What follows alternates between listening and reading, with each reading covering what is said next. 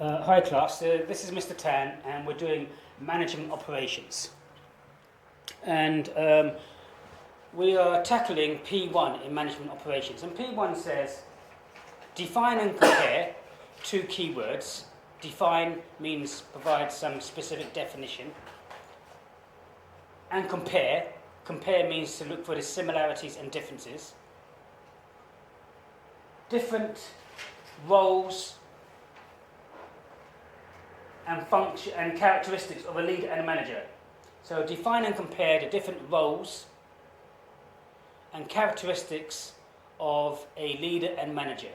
So the way I would suggest to tackle this question is to firstly to give an introduction in the case study.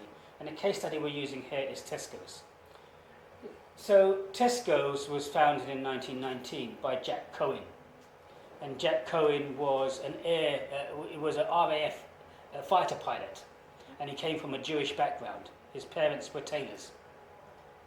And when he came out of the First World War, and he saved up all his money. But during the First World War, there was obviously a shortage of food and clothing.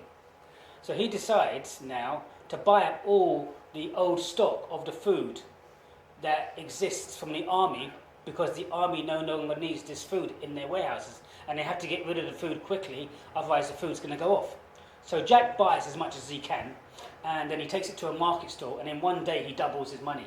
He takes the money that he gets from that market store, and he keeps going back and buying more and doubling his money. Eventually he has enough money to start up a shop, and I believe the first shop he started was in Hackney, and then he opens more shops and more shops. The shops in those days were like, staff would actually, you would come in and staff would serve you. Would say, what would you want? And they would pick up your fruits, pick up this for you, and serve you. Later on, as he grew, he bought a piece of land in Edmonton, and in Edmonton he built the first retail distribution centre. So a central location for distribution, and then distributed those out. And then he grew to a size in 1932, and then brought in other help and other managers, his nephews, to try and manage the store. Tesco's has predominantly 4 types of stores: a superstore, a metro store, an express store, and Tesco's Direct. We know that Tesco's was the first company to bring out the Tesco's Club Card to monitor what consumers were buying and where they were. We know that Tesco's was the first company to bring out the self-service scanner.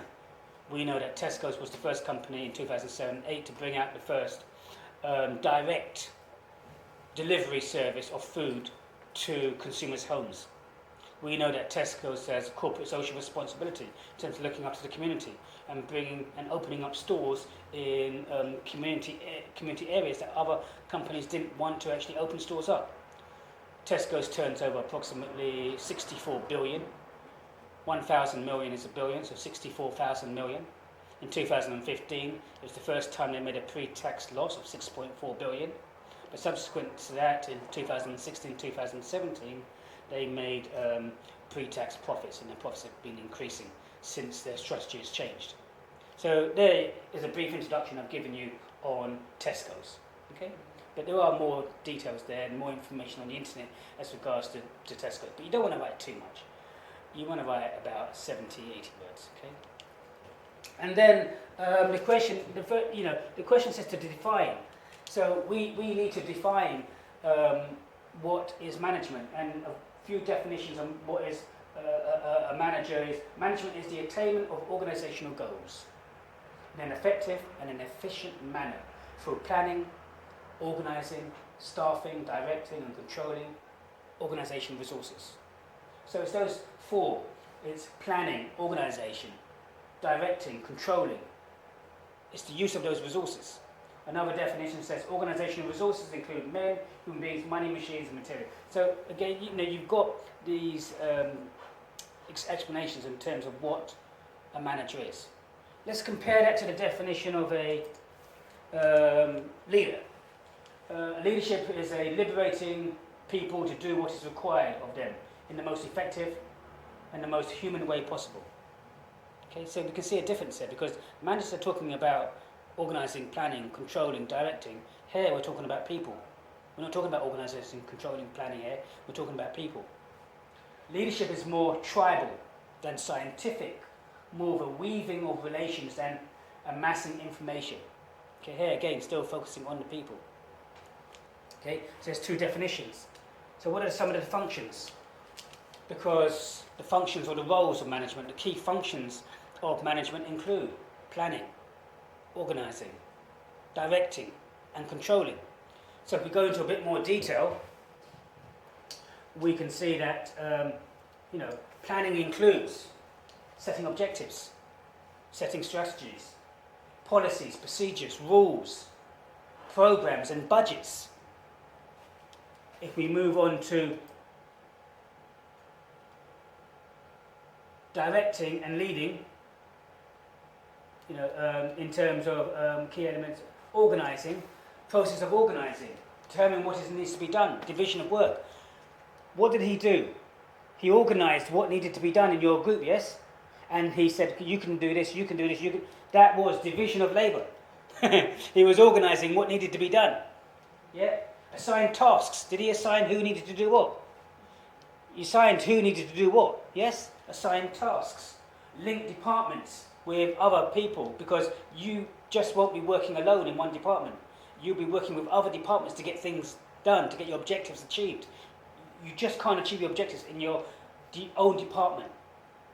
Okay, if you wanted to bring out a new product in marketing, well, you need to liaise with the buying department. You need to liaise with the sales director. You need to liaise with the IT when you get the product. To put the IT systems, you need to liaise with the administration department to make sure that they know what the new products are coming. You can't just achieve your objectives separately. You have to work with other departments. Decide on how much authority, responsibility and delegation is required. Decide on the levels of decisions, centralisation or decentralisation. And decide how to achieve coordination. Okay? Organising. So, organising, directing. Directing, as part of the roles, provides positive dynamic leadership, maximum opportunities. And we're talking about good managers. You have good managers and bad managers. So I'm talking in reference to a good manager. Okay? Ability to command people. And do you have the ability to command people? And then controlling. Different types of control. A free forward control, attempts to identify and prevent deviations and mistakes. Okay? Current control, monitoring what's going on at the time. And kind of like feedback control, where it's done and then you monitor it and see if the objectives are actually being achieved. Okay? So we can see, if we go into more detail, the roles. If we look in direct comparison to the roles of leadership, well, the roles of leadership are really, again, focused on the people. You have an objective, yes. You have an objective, you know what you want to achieve, but the role is leading people. The role is influencing people. The role is commanding people. The role is guiding people. Do you see how it's all to do with people? Because you're not doing it yourself. You're hoping to get other people to do this. Okay? Now, the question says to compare. So if we make a direct comparison between the role of a manager and the role of a leader, we can see that a manager's focus on things, whereas leaders focus on people. Managers focus on doing it right, whereas leaders focus on doing the right things. Managers plan, leaders inspire. Managers organise, leaders influence. Managers direct, leaders motivate. Managers control, leaders build. Managers follows the rules, whereas leaders shape entities. See how we've talked about Tesco, see how we've then defined what a manager is, defined what a leader is, looked at some of the roles of a leader and the roles of a manager, and then made a comparison. Yeah? If we were to go into the planning side of the organising side, the planning side of a manager and a leader, we can see a direct comparison and similarity. We can see that in the planning side, in terms of one of the roles of a manager, and that obviously a leader will need to plan as well.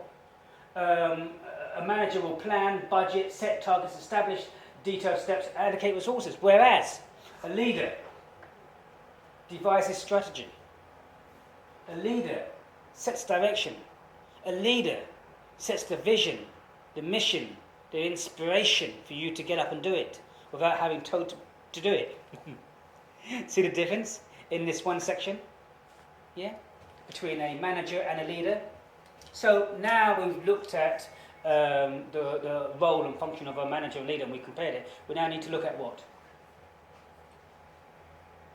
The characteristics of a manager and a leader. Okay, so, when we look at leaders, and, there are many different types of leadership styles. We have transactional leadership styles and transformational leadership styles. There are more. Transformational leadership styles needed when you need a change in an organisation, when things are not going well. When things are not going well, you need change. How do you get people to change? If you've always been doing what you've always done, then you're always going to get what you've always got, unless you change what you do. How difficult is it to get your parents to use all this social media? You laugh. It's difficult, isn't it? How difficult is it to get people to change?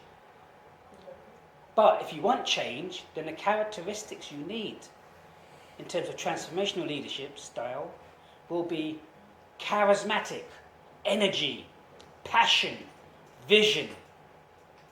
Yeah? The intellectual stimulus, inspiration, charisma. Yeah? Transactional leadership styles is saying, I'm monitoring and I'm supporting you. Okay, I'm not getting change, you're doing things, but I'm supporting you.